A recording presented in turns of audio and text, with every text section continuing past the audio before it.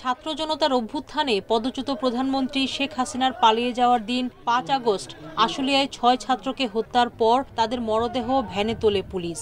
পরে রক্তাক্ত মরদেহ কাপড়ে ঢেকে আগুনে পুড়িয়ে দেয় তারা। নৃশংস এই ঘটনার ভিডিও দেখে হতবাক পুরো দেশের মানুষ। পুলিশের এমন নৃশংসতার বিচার চেয়ে আন্তর্জাতিক অপরাধ ট্রাইব্যুনালে অভিযোগ দায়ের করা হয়। মঙ্গলবার এর শুনানি শেষে চিফ প্রসিকিউটর তাজুল ইসলাম জানান, সেদিন লাশ পুড়িয়ে ছাত্র হত্যার দায় আন্দোলনকারীদের উপর দিতে চেয়েছিল পুলিশ। ঘটনার বিশদ তদন্ত হয়েছে জানিয়ে তাজুল ইসলাম বলেন, সে সময় পুলিশের পাশাপাশি ছাত্রলীগের নেতাকর্মীদের সাথে নিয়ে ঢাকা ১৯ আসনের সংসদ সদস্য সাইফুল ইসলামও গুলি চালান। ভ্যানটা সেখান থেকে সরিয়ে থানার পাশে একটা জায়গায় একটা দোকানের সামনে দাঁড় করিয়ে রেখে সেই লাশগুলোতে পেট্রোল এনে বোতল ভরে এক জায়গা থেকে পেট্রোল আনে একজন, আরেকজন এই পেট্রোলটা ঢালে, আরেকজন ম্যাচ নিয়ে আসে, তারপরে আগুন দিয়ে জ্বালিয়ে দেওয়ার চেষ্টা করা হয় গাড়ি সহ। তাদের এই জ্বালিয়ে দেওয়ার চেষ্টা করার উদ্দেশ্য ছিল যাতে করে মানুষ বুঝতে না পারে যে এদেরকে কে হত্যা করেছে।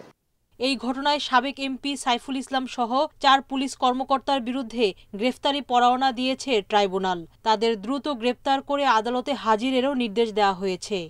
এই লাশ পোড়ানোর ঘটনার সাথে সেই সময় কর্মরত ৪ জন পুলিশ অফিসারকে আমরা শনাক্ত করেছি। এই ৪ জন আর সাইফুল ইসলাম ঢাকা ১৯-এর এমপি সেই সময়ের, তার বিরুদ্ধে আমরা গ্রেপ্তারি পরোয়ানা জারির জন্য আবেদন করেছিলাম। আদালত গ্রেপ্তারি পরোয়ানা জারি করেছেন আজকে, বলেছেন ইমিডিয়েটলি তাদেরকে অ্যারেস্ট করে আদালতে সোপর্দ করার জন্য। ভারতে আশ্রয় নেওয়া শেখ হাসিনাকে ফেরত পাওয়া গেলে বিচার কাজে সুবিধা হবে বলেও জানান আন্তর্জাতিক অপরাধ ট্রাইব্যুনালের চিফ প্রসিকিউটর। আমরা খুব স্বচ্ছতার সাথে এবং খুব সুলতানা জাহান মিতু, ইন্ডিপেন্ডেন্ট নিউজ, ঢাকা। বিশ্বব্যাংকের চাপের মুখে ২০১২ সালের ডিসেম্বরে পদ্মা সেতু প্রকল্পের দুর্নীতির অভিযোগে রমনা থানায় মামলা করে দুদক। সাবেক সেতু সচিব মোশাররফ হোসেন ভূঁইয়াকে প্রধান আসামি করা হয় সে মামলায়। এছাড়া পরামর্শক প্রতিষ্ঠান এসএনসি লাভালিনের কর্মকর্তা কানাডার নাগরিক মোহাম্মদ ইসমাইল, রমেশ শাহ ও কেভিন ওয়ালেস সহ আরও ৫ জন আসামি ছিলেন।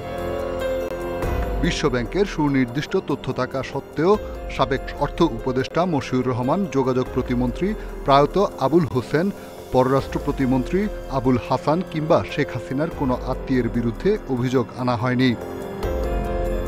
অভিযোগ আছে বাংলাদেশে এসে সাবেক সচিব মোশাররফের সাথে বৈঠক করেন ইসমাইল ও কেভিন।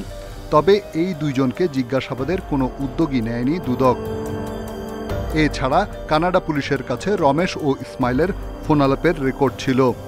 কানাডা সফরে গিয়ে দুর্নীতির এই প্রমাণও সংগ্রহের চেষ্টা করা হয়নি। তাই সার্বিক বিবেচনায় মামলাটি আবারও তদন্তের সিদ্ধান্ত।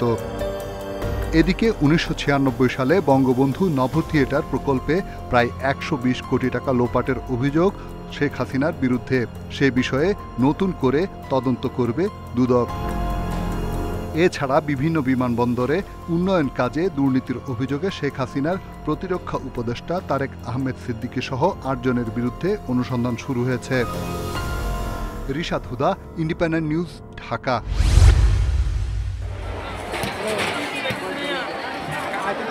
উখিয়া রোহিঙ্গা ক্যাম্পের কুতুপালং লম্বাসিয়া ক্যাম্প। মঙ্গলবার সকালে এখানে ছিল বসত বাড়ি, দোকানপাট, ছিল মানুষের আনাগোনাও। হঠাৎ আগুন লাগার খবরে শুরু হয় ছোটাছুটি। মুহূর্তে পুড়ে যায় ৬ শতাধিক ঘর। গায়ের জামাকাপড় ছাড়া কিছু নিয়েই বের হতে পারেনি অনেকেই।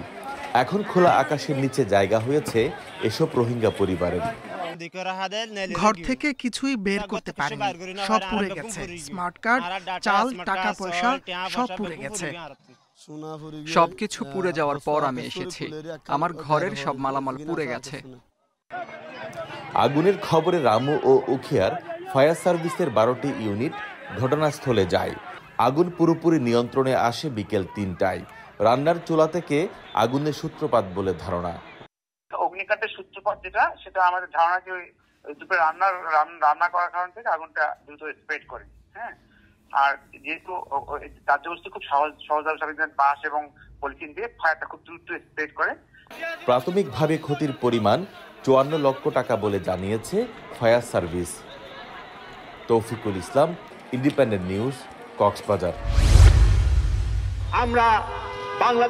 গণ অভ্যুত্থানের মুখে ৫ আগস্টে রাজনৈতিক পট পরিবর্তনের পরেও পণ্যের বাড়তি দাম আর আইনশৃঙ্খলার অবনতির অভিযোগ ছিল। এরই প্রতিবাদে গণতন্ত্র মঞ্চের মঙ্গলবারের এ সমাবেশ। এ সময় সরকারের সফলতা নিয়ে প্রশ্ন তোলেন বিভিন্ন দলের নেতারা।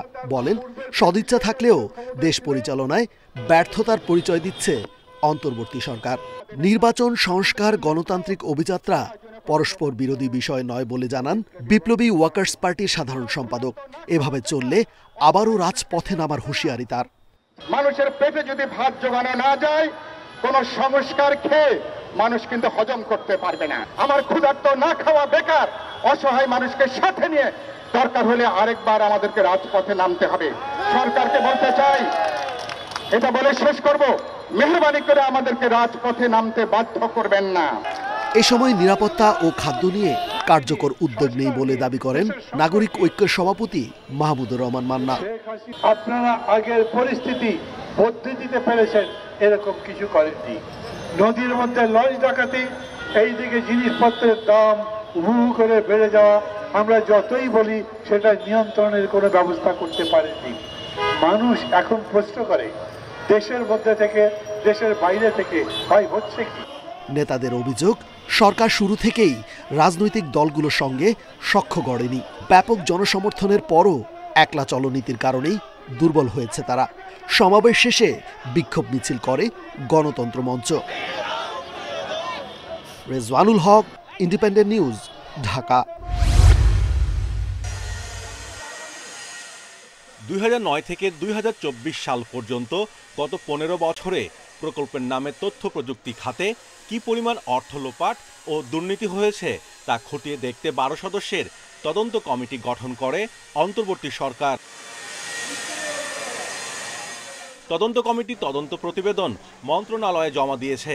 প্রতিবেদনে প্রকল্পগুলোতে অপচয়, অসঙ্গতি, দুর্বলতা, আর্থিক ক্ষতি, অসম চুক্তি, জনবল নিয়োগের ত্রুটি সহ নানা অনিয়ম চিহ্নিত করা হয়।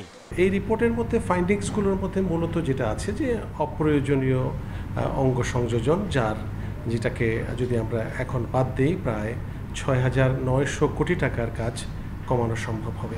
এগুলো মোস্টলি ছিল পলিটিক্যালি মোটিভেটেড। ধরা যাক একজন মেম্বার অফ পার্লামেন্ট অথবা একটা বিশেষ পরিবারের সদস্যদেরকে খুশি করার জন্য এমন সমস্ত লোকেশনে এই প্রজেক্টগুলোকে সিলেক্ট করা হয়েছিল যেগুলো আলটিমেটলি কোনো বিজনেস কেস নাই, এবং এন্ড অফ দ্য ডে দেখা যাবে ওয়েস্টেজ অফ মানি, যেটা আমাদের বহু প্রকল্পের ক্ষেত্রে হয়েছে।